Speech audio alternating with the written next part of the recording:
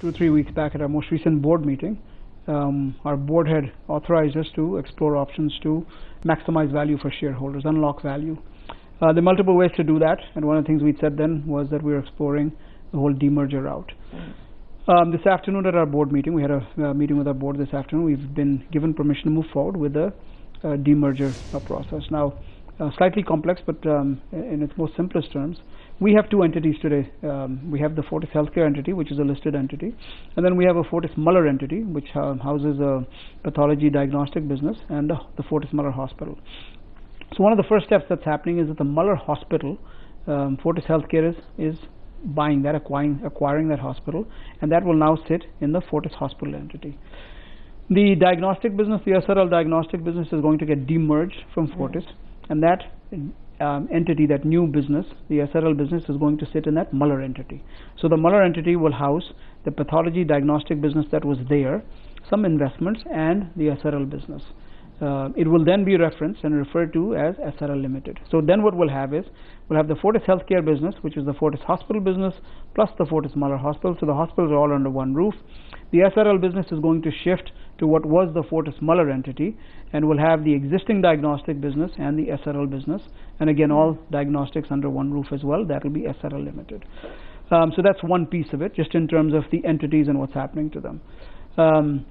From a shareholding perspective, every Fortis shareholder, for every one share that they have in Fortis today, will receive 0.98 shares of the new entity, which was the erstwhile Malar entity, soon to be SRL Limited. So for every 100 shares, I would get 98 shares in this new entity. The SRL business, as you're probably aware, 56% ownership is with Fortis, 44% consists of other shareholders.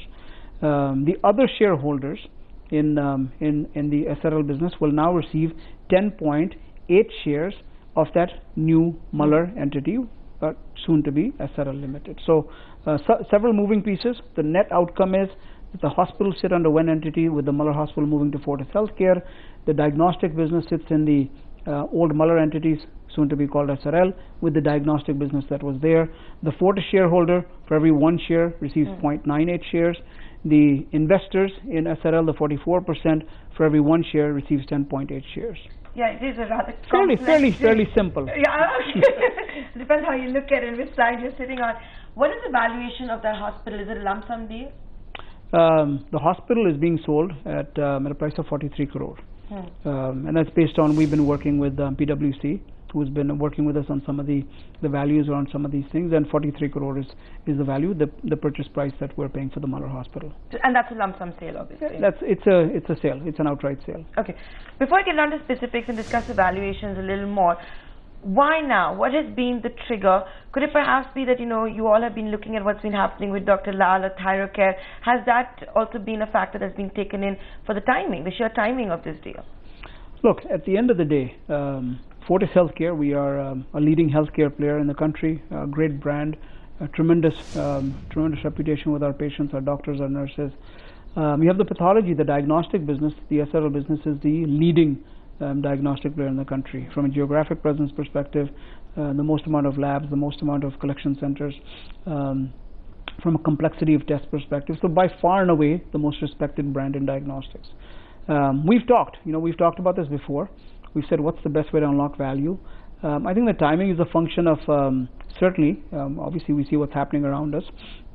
But I think it's more, if you think longer term, it's really about how do you continue to build strength on strength with both of the hospital business and the diagnostic business. So there's an unlocking value piece from a shareholder perspective. But when you look out ahead, the hospital business operating as an independent entity with just the hospitals, I think becomes a much stronger entity. I think the opportunity to grow is quite significant. The diagnostic business, again, as an independent entity, separate, again, we'll have a complete separate distinct board, shareholders, everything. I think they have the opportunity to continue their strong presence in the market. So I think it's a couple of different things that factor into it, but I think the most important is how do you position both of these businesses to be successful going forward, and I think this is a great way to do it. And what's in it for shareholders? You're talking about unlocking value, but what's in it for the shareholders? Well, from a shareholder perspective, just think about what I said. Now, if I'm sitting there with if I have 100 shares in Fortis, I maintain my 100 shares in Fortis, but I'm also getting 98 shares in this new diagnostic business. Now, we've just come off a very strong first quarter.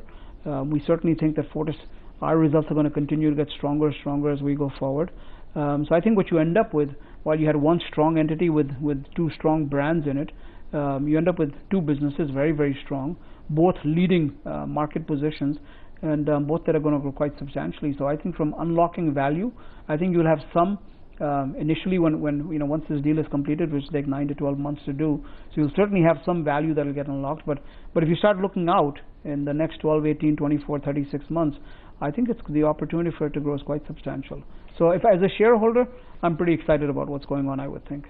You're also simplifying, if I may say so, the entire group structure, if I may say so. You have the diagnostics under one arm, have the hospital business under the other.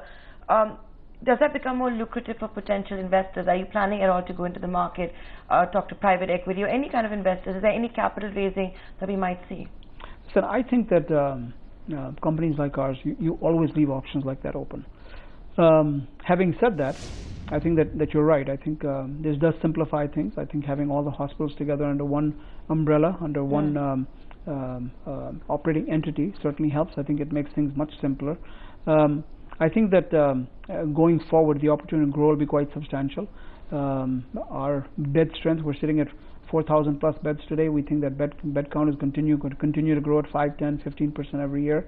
There's no reason that we shouldn't be 7, 8, 9,000 beds in the next 5, 7 years. So I think the growth opportunity, similarly for the SRL business, from a diagnostics perspective, from a number of centers, we're growing in the radiology business as well as the pathology business. I think they'll continue to grow as well. So I think that the opportunity to bring in investors, listen, I think you keep options like that open. I think you explore it, look and see what's the right thing at the right time. But how will you fund these growth, this growth? Like, for example, you talk about 9,000 beds. How are you going to fund this expansion? Well, we're funding it. For any organization, you always look at a healthy level of debt. There's certainly cash being generated by the business itself. But as appropriate, we can certainly raise some debt if required. But you also look for the business to generate cash. Find us on Facebook at facebook.com/ETNow and don't forget to click the like button. You can also follow us on Twitter at ETNowLive. To stay updated with all our programming, hit the subscribe button on our YouTube channel by logging on to youtube.com/user/ETNow.